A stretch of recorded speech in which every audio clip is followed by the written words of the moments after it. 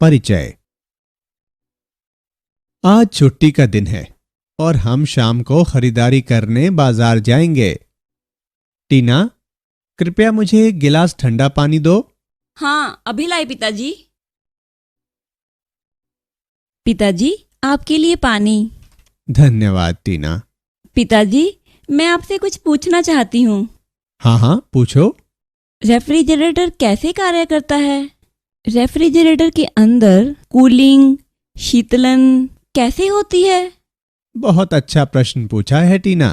क्या तुम्हें नहीं पता कि रेफ्रिजरेटर ऊष्मागतिकी के सिद्धांत पर कार्य करता है? ऊष्मागतिकी वह क्या होता है पिताजी? ऊष्मागतिकी ऊष्मा के विनिमय का अध्ययन है और हमारा रेफ्रिजरेटर इस सिद्धांत पर कार्य करता है, अर्थात यह अंदर से बाहर की ओर ऊष्मा को पंप करता है। ठीक है पिताजी, मुझे मेरा उत्तर मिल गया और मैं ऊष्मागतिकी के बारे में और अधिक जानना चाहती हूँ। आज आइए ऊष्मागतिकी के बारे में और अधिक अध्ययन करें। उद्देश्य। इस पाठ के अंत में आप निम्न करने में सक्षम हो जाएंगे: ऊष्मागतिकी को परिभाषित करना, तापीय समयावस्था को जानना, ऊष्मागतिकी के नियमों को परिभाषित करना, ऊष्मा आंतरिक ऊर्जा और कार्य को परिभाषित करना, विशिष्ट ऊष्माधारिता की गणना करना, ऊष्मागतिकी अवस्था चरों और अवस्था के समीकरण का विश्लेषण करना, ऊष्मागतिक प्रक्रमों को समझना, ऊष्मा इंजन, रेफ्रिजरेटर और हीट पंप का विश्लेषण करना, उत्क्रमणीय और अनुत्क्रमणीय प्रक्रमों को परिभाषित करना, कनार्ट इंजन को समझना। परिभाषा। ऊष्मागतिकी भौतिकी की वह शाखा है जिसमें ऊष्मा और तापमान और ऊष्मा एवं ऊर्जा के अन्य रूपों के अंतः रूपांतरण की अवधारणाओं का अध्ययन किया जाता है। ऊष्मागतिकी एक स्थूलदर्शीय विज्ञान है। यह स्थूल निकायों का वर्णन करती है और द्रव्य की आणविक संरचना की व्याख्या नहीं करती है। Refrigerator, room heater, sweating water bottle, windshield misting दैनिक जीवन में ऊष्मागतिकी के कुछ सामान्य उदाहरण हैं। तापीय समयावस्था। तापीय समयावस्था किसी निकाय की वह अवस्था होती है जिसमें स्थूलदर्शी चर जो निकाय को विशेषता प्रदान करते हैं समय के साथ नहीं बदलते। आइए एक उदाहरण लें। सर्दी के मौसम में जब आप अपने घर का दरवाजा खोलते हैं तो ऊष्मा बाहर के तापमान को संतुलित करने के लिए बाहर निकलती है। कुछ समय बाद आप महसूस करते हैं कि घर के अंदर और बाहर का तापमान एक समान है। यह तापीय समयावस्था के कारण होता है। तापीय समयावस्था वातावरण और दीवार की प्रकृति पर निर्भर करती है जो निकाय को वातावरण से अलग करती है। ऊष्मागतिकी का शून्यवां नियम। ऊष्मागतिकी के शून्यवें नियम के अनुसार यदि दो निकाय ए और बी एक तीसरे निकाय सी के साथ अलग अलग समयावस्था में हैं तो निकाय ए और बी एक दूसरे के साथ समयावस्था में होते हैं। वह भौतिक राशि जो यह निर्धारित करती है कि कोई निकाय एक दूसरे निकाय के साथ समयावस्था में है या नहीं, तापमान कहलाती है। अब शून्यवें नियम को इस प्रकार व्यक्त किया जा सकता है: तापमान एक ऐसी अदिश राशि है जो सभी ऊष्मागतिक निकायों का एक गुण है। इस प्रकार तापमान की समता तापीय समयावस्था के लिए आवश्यक व अनिवार्य शर्त है। आंतरिक ऊर्जा, ऊष्मा और कार्य। आंतरिक ऊर्जा, ऊर्जा की वह मात्रा जो किसी पिंड में इसके अणुओं और उनकी अन्योन्य क्रिया से उत्पन्न अनियमित गति के कारण होती है, आंतरिक ऊर्जा कहलाती है। ऊष्मा वह ऊर्जा जो एक पिंड से दूसरे पिंड में उनके तापांतरों के कारण प्रवाहित होती है, ऊष्मीय ऊर्जा कहलाती है। कार्य, निकाय पर बाह्य सामान्यीकृत यांत्रिकीय सीमाओं में परिवर्तनों द्वारा एक निकाय से दूसरे निकाय में स्थानांतरित ऊर्जा को कार्य के रूप में जाना जाता है। आइए एक उदाहरण लें। एक पात्र में एक गैस रखी जाती है। गैस के ऊपर एक पिस्टन लगा दिया जाता है। जब अणुओं में प्रसार होता है तो यह बहुत अधिक आयतन घेर लेती है। यह विस्थापन किया गया कार्य है। ऊष्मागतिकी का प्रथम नियम। किसी निकाय की आंतरिक ऊर्जा U ऊर्जा स्थानांतरण के दो तरीकों द्वारा बदल सकती है, ऊष्मा और कार्य। ऊष्मागतिकी के प्रथम नियम के अनुसार निकाय को दी जाने वाली ऊर्जा डेल्टा Q का कुछ भाग निकाय की आंतरिक ऊर्जा डेल्टा U को बढ़ाने और शेष वातावरण पर कार्य डेल्टा W करने में व्यय होती है। डेल्टा Q बराबर delta U plus delta W, जहां डेल्टा Q बराबर वातावरण द्वारा निकाय को दी जाने वाली ऊष्मा, डेल्टा W बराबर वातावरण पर निकाय द्वारा किया गया कार्य, डेल्टा U बराबर निकाय की आंतरिक ऊर्जा में परिवर्तन। यदि निकाय को दी जाने वाली ऊष्मा वातावरण पर कार्य करने में निकाय द्वारा पूर्ण रूप से प्रयुक्त हो जाए तो डेल्टा U बराबर 0। इससे प्राप्त होता है डेल्टा Q बराबर डेल्टा W। विशिष्ट ऊष्माधारिता। किसी पदार्थ की विशिष्ट ऊष्मा ऊष्मा की वह मात्रा है जो पदार्थ के एकांक द्रव्यमान का तापमान 1 केल्विन या 1 डिग्री सेल्सियस बढ़ाने के लिए आवश्यक हो। m द्रव्यमान के एक ठोस का तापमान डेल्टा T तक बढ़ाने के लिए डेल्टा Q ऊष्मा की आवश्यकता है, जिसे इस प्रकार व्यक्त किया जाता है। डेल्टा Q बराबर mc डेल्टा T। मोलर विशिष्ट ऊष्मा C बराबर 1/n गुणा dQ/dt। लगभग दी गई मात्रा तक प्रत्येक धातु के तापमान को बढ़ाने के लिए प्रति अणु 25 joule mole inverse Celsius inverse की जरूरत होती है। तापमान के साथ ठोसों की विशिष्ट ऊष्मा का परिवर्तन 0 डिग्री से 100 डिग्री सेल्सियस तक तापमान के फलन के रूप में जल की विशिष्ट ऊष्मा को आलेखित किया गया है। उदाहरण। आइए एक उदाहरण लें। एक ब्रेड से प्राप्त ऊर्जा द्वारा 60 किलोग्राम भार वाला एक व्यक्ति कितने मीटर तक चढ़ सकता है यदि वह 1 लाख कैलोरी ऊष्मा उत्पन्न करती है। मान लें कि मानव शरीर 28% की कार्य क्षमता से कार्य करता है। G का औसत मान 9.8 मीटर प्रति सेकंड वर्ग लें। आइए हल देखें। यहां द्रव्यमान और कार्य क्षमता दी गई है जो क्रमशः 60 किलोग्राम और 28% है। मान लीजिए कि अभिशिष्ट ऊंचाई h है। अब हम जानते हैं कि किया गया कार्य स्थितिज ऊर्जा के बराबर होता है, अतः इसे सरल करने पर हम प्राप्त करते हैं 60 गुणा 9.8 गुणा h जूल। इसकी गणना करने पर हमें प्राप्त होता है 586 h प्रति 4.2 जूल। प्रक्रम से संबद्ध ऊष्मा बराबर 1 लाख कैलोरी। गणना करने पर हमें प्राप्त होता है 28/100 गुणा 1 लाख, जो बराबर है 588 h/4.2 के। अतः h बराबर 200 मीटर। अतः व्यक्ति 200 मीटर तक चढ़ सकता है। ऊष्मागतिक अवस्था चर और अवस्था समीकरण। जब कोई निकाय अपने वातावरण के साथ सामान्य अवस्था में होता है तो निकाय का दाब P, आयतन V और तापमान T निकाय की ऊष्मागतिक अवस्था की व्याख्या करता है। इन्हें अवस्था चर भी कहा जाता है। समीकरण अवस्था किसी पदार्थ द्वारा संतुष्ट P, V और T के मध्य एक संबंध है। सरलतम अवस्था समीकरण आदर्श गैस समीकरण है। जब हम एक विशिष्ट तापमान के लिए दाब और आयतन के मध्य एक ग्राफ खींचते हैं तो प्राप्त वक्र समतापी कहलाता है। CO2 के लिए अलग अलग समतापियों के आलेख इस प्रकार हैं। ऊष्मागतिक प्रक्रम। स्थैतिक कल्प प्रक्रम। ऐसा निकाय जो अपने चरों को इतनी मंद गति से बदलता है कि यह पूरी प्रक्रम में अपने वातावरण के साथ तापीय या तांत्रिकीय समावस्था में रहता है। स्थैतिक कल्प प्रक्रम में प्रत्येक चरण में निकाय और वातावरण के दाब और आयतन में बहुत कम अंतर होता है। समआयतनिक प्रकरम।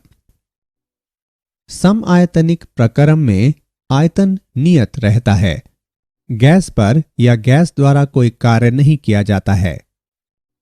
गैस द्वारा अवशोषित ऊष्मा पूरी तरह से इसकी आंतरिक ऊर्जा और इसके तापमान को परिवर्तित करने में व्यय होती है। नियत आयतन पर ऊष्मा की दी गई मात्रा के लिए तापमान में परिवर्तन का निर्धारण गैस की विशिष्ट ऊष्मा द्वारा किया जाता है। समदाबी प्रकरम। समदाबी प्रकरम में दाब निश्चित रहता है। अवशोषित ऊष्मा का कुछ भाग आंतरिक ऊर्जा को बढ़ाने में और कुछ भाग कार्य करने में व्यय होता है।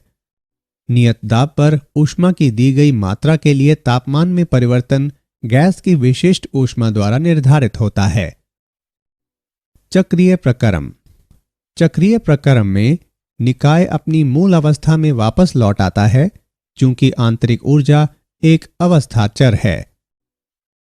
एक चक्रीय प्रकरम के लिए डेल्टा U बराबर 0 अवशोषित कुल ऊष्मा निकाय द्वारा किए गए कार्य के बराबर होती है। समतापी एवं स्थिरोष्म प्रकरम। समतापी प्रकरम। इस प्रकरम में निकाय का तापमान नियत रहता है। एक आदर्श गैस के मोलों की दी गई संख्या के लिए हमारे पास है PV बराबर nRT, जहां n बराबर मोलों की संख्या, T बराबर गैस का तापमान, R बराबर सार्वत्रिक गैस नियतांक। चूंकि T नियत है इसलिए PV भी नियत है। समतापी प्रकरमों की आवश्यक शर्तें हैं: तापमान नियत रहना चाहिए, परिवर्तन मंद दर पर होने चाहिए, गैस की विशिष्ट ऊष्मा अनंत हो। स्थिरोष्म प्रकरम। इस प्रक्रिया में निकाय और वातावरण के मध्य ऊष्मा का कोई विनियम नहीं होता है। डेल्टा Q बराबर 0। स्थिरोष्म प्रकरमों के लिए आवश्यक शर्तें हैं: ऊष्मीय ऊर्जा का कोई स्थानांतरण नहीं होना चाहिए, परिवर्तन तीव्र दर पर होने चाहिए, विशिष्ट ऊष्मा 0 हो। एक आदर्श गैस का दाब आयतन वक्र दो समतापियों को जोड़ने वाले दो स्थिरोष्म प्रकरमों को प्रदर्शित करता है। ऊष्मा इंजन। ऊष्मा इंजन एक ऐसा उपकरण है जो एक कुंड से निकलने वाली ऊष्मा के एक भाग को उच्च तापमान पर उपयोगी कार्य में बदलता है और शेष को निम्न तापमान पर कुंड को निराकृत कर देता है। ऊष्मा इंजन 4 घटकों से मिलकर बनता है: स्रोत, जहां से ऊष्मा निकलती है; सिंक, जहां ऊष्मा के एक भाग को निराकृत किया जाता है; कार्यकारी पदार्थ, कुछ गैस या जलवाष्प जो कोई उपयोगी कार्य करने के लिए फैलता है; मशीन, कोई यांत्रिक निकास जिस पर उपयोगी कार्य किया जाता है। कुशलता। ऊष्मा इंजन की कुशलता को किए गए कार्य और स्रोत से निकलने वाली ऊष्मा के अनुपात द्वारा व्यक्त किया जाता है। कुशलता बराबर 1 माइनस Q2 बटे Q1। रेफ्रिजरेटर और हीट पंप। किसी रेफ्रिजरेटर में ठंडे कुंड से गर्म कुंड की ओर ऊष्मीय ऊर्जा का प्रवाह। यह T2 पर ठंडे कुंड से ऊष्मा की Q2 मात्रा अवशोषित करता है। एक बाह्य कारक द्वारा इस पर कार्य किया जाता है और T1 पर गर्म कुंड पर ऊष्मा की Q1 मात्रा निराकृत होती है। निकाय एक बाह्य कारक द्वारा संचालित होता है। रेफ्रिजरेटर का निष्पादन गुणांक अल्फा बराबर Q2 बटे Q1 माइनस Q2। ऊष्मा गतिकी का द्वितीय नियम। ऊष्मा गतिकी के प्रथम नियम की निम्नलिखित सीमाएं हैं। यह उस दिशा को इंगित नहीं करता है जिसमें परिवर्तन हो सकता है। ऊष्मा गतिकी का प्रथम नियम इस बारे में कोई विचार नहीं देता कि परिवर्तन किसी सीमा तक होता है। ऊष्मा गतिकी का द्वितीय नियम प्राकृतिक रूप से होने वाले ऊर्जा रूपांतरण की दिशा के बारे में जानकारी देता है। द्वितीय नियम के दो प्रमुख कथन इस प्रकार हैं। क्लासियस कथन: ऐसे उपकरण का निर्माण करना असंभव है जो जब एक चक्रीय प्रक्रिया में परिचालित हो तो एक ठंडे पिंड से गर्म पिंड में ऊष्मा स्थानांतरण के अतिरिक्त कोई अन्य प्रभाव उत्पन्न न करे। केल्विन प्लांक कथन: ऐसे उपकरण का निर्माण करना असंभव है जो जब एक चक्रीय प्रक्रम में परिचालित हो तो एक स्रोत से ऊष्मा लेकर इसे पूरी तरह से कार्य में रूपांतरित कर दे। उत्क्रमणीय और अनुत्क्रमणीय प्रक्रम। उत्क्रमणीय प्रक्रम यह वह प्रक्रम है जिसे पुनः विपरीत दिशा में प्राप्त किया जा सकता है ताकि निकाय और वातावरण प्रत्यक्ष प्रक्रम में प्रत्येक चरण पर उसी एक समान अवस्था से गुजरते हैं। विद्युत अपघटन एक स्प्रिंग का मंद स्पीडन एवं विरलन उत्क्रमणीय प्रक्रम के उदाहरण हैं। अनुत्क्रमणीय प्रक्रम यह एक ऐसा प्रक्रम है जो अपनी मूल अवस्था में वापस नहीं लौटते। निकाय प्रत्यक्ष प्रक्रम में एक समान मध्यस्थ अवस्था से नहीं गुजरता है। सभी रासायनिक अभिक्रियाएं और प्राकृतिक प्रक्रम अनुत्क्रमणीय प्रक्रम के उदाहरण हैं। Connaught engine. कनाट का इंजन उत्क्रमणीय चक्र के कार्य करता है जिसे कनाट का चक्र कहा जाता है। एक कनाट के चक्र में निम्न चरण होते हैं। समतापी प्रसार। सिलेंडर स्रोत के साथ तापीय संपर्क में रखा जाता है और पिस्टनों पर धीरे धीरे भार घटाया जाता है। गैस नियत तापमान T1 पर समतापीय रूप से फैलती है और आयतन V1 से बढ़कर V2 हो जाता है। इस प्रसार के दौरान अवशोषित ऊष्मा की मात्रा Q1 है। स्थिरोष्म प्रसार। सिलेंडर को एक अचालक स्टैंड पर रखा जाता है और पिस्टनों के भार को और घटाया जाता है। स्थिरोष्म प्रसार तब तक होता है जब तक कि तापमान गिरकर सिंक के T2 तक नहीं पहुंच जाता। गैस का आयतन V2 से बढ़कर V3 हो जाता है और इसका तापमान T1 से गिरकर T2 हो जाता है। समतापी स्पीडन। सिलेंडर को सिंक पर रखा जाता है और पिस्टन पर भार को बहुत धीरे धीरे बढ़ाया जाता है। गैस T2 पर समतापीय रूप से संपीड़ित होती है और इसका आयतन V3 से घटकर V4 हो जाता है। समतापीय स्पीडन के दौरान निराकृत ऊष्मा Q2 है। स्थिरोष्म स्पीडन। सिलेंडर को अचालक स्टैंड के ऊपर रखा जाता है और भार को और बढ़ाया जाता है।